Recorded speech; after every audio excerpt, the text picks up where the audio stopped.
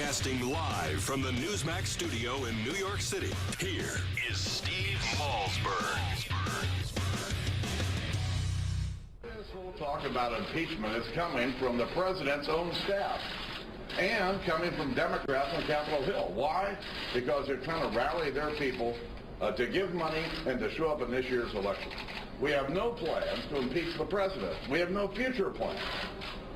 Listen, it's all a scam.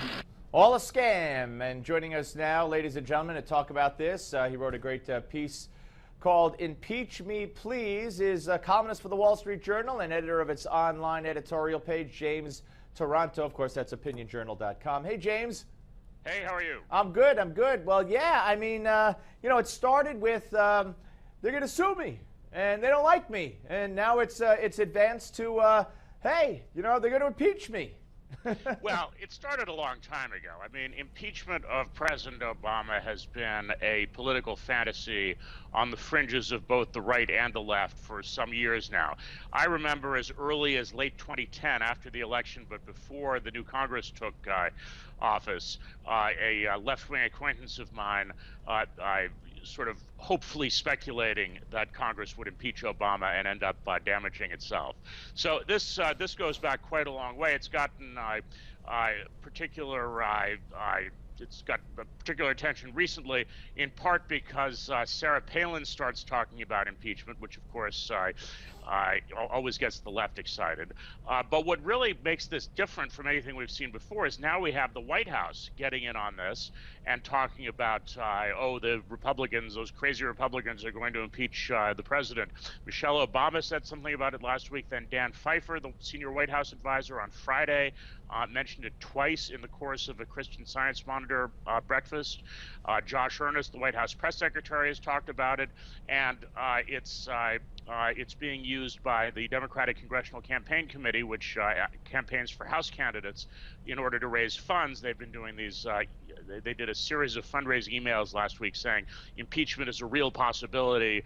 Send us money now. I understand they've raised more than $1 million doing that.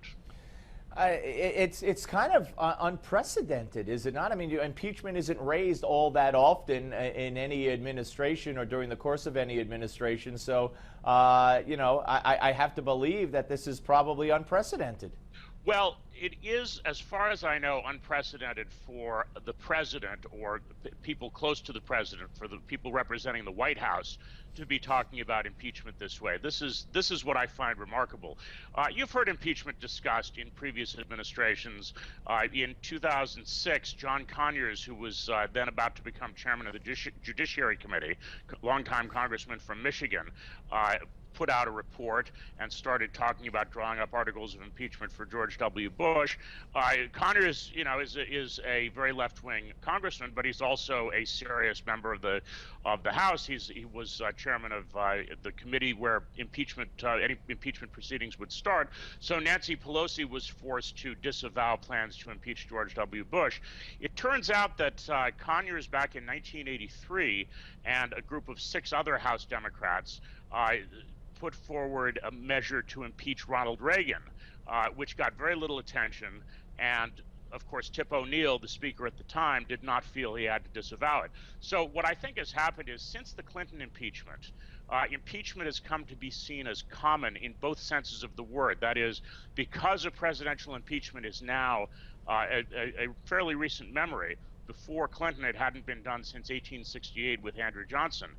It now seems much more in the realm of possibility than it was before, but also because of the defense that Clinton raised, that basically they're impeaching me about just sex, it's nothing important, which of course wasn't really true. It was about obstruction of justice and perjury.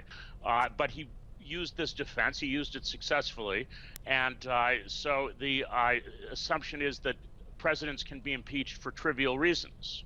Right. No, I agree. I'm glad you said everything you said. But I was talking about, obviously, unprecedented in the sense that the administration itself would be raising it the way they are. I can't remember. In those instances you talk about with those presidents, I can't remember those presidents or the administration bringing up the possibility in advance of impeachment. But I'm glad you said everything you said. And having said all that, let me ask you this. I think a lot of people out there would agree, and I know the polls have been done, but it's all how you ask a question. And a lot of people would agree, and I think the worst is yet to come with the stroke of the pen granting amnesty to 4 or 5 million people, that he's overstepped his bounds. In fact, the Speaker of the House believes so much that he's suing the president in court only on one issue, and I think there's a lot of issues he could be suing him on for overstepping his constitutional authority. Jonathan Turley has said this is what the founders feared. So my question is, this mantra that, well, look what happened when they learned their lesson, look what happened after they impeached Bill Clinton.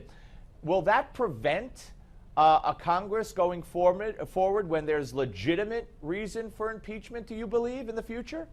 Well, I think Republicans would have to be foolish. I mean, Congress would have to be foolish to impeach a president if there is not broad public support for the idea not only that he has overstepped his bounds, but that he has overstepped his bounds so much that he needs to be removed from office. With Clinton, what people forget about that is the Republicans didn't just say we're going to impeach Clinton. They acted on the basis of a report that came from an independent counsel who had been tasked under this statute to investigate possible wrongdoing by the president in a bunch of different areas. Right. Found evidence of what people would have agreed in advance of that were impeachable offenses, and so there was a logic to the idea that the Republicans had to act. But impeachment. So what happened was the independent counsel, which no longer exists, they let that statute lapse in 2000. The independent counsel sort of took the definition, the investigation, the finding of impeachable offenses out of the political process. But impeachment is a political process, and it's foolish to impeach if you can't convict. And conviction in the Senate would require 67 votes, which means it would require 22 Democratic votes. That's not going to happen under anything like present circumstances, so there would have to be a much broader public consensus than there is for impeachment to make any sense, quite apart from the merits of whether there are impeachable offenses or not. Yeah, no, great point. James, great to talk to you, sir. Thank you very much. All right, thanks. That's James Taranto, ladies and gentlemen, columnist for the Wall Street Journal and editor of its online editorial page, opinionjournal.com. Very interesting, and we'll see how much longer the administration keeps talking about impeachment. It really is crazy. All right, we'll be back with much more of the Steve Malzberg Show, but we're going to take a little break first, and then, of course, when we come back before the break, you're going to have your Newsmax Now update right here on the Steve Malzberg Show and only on Newsmax Television. Don't go away.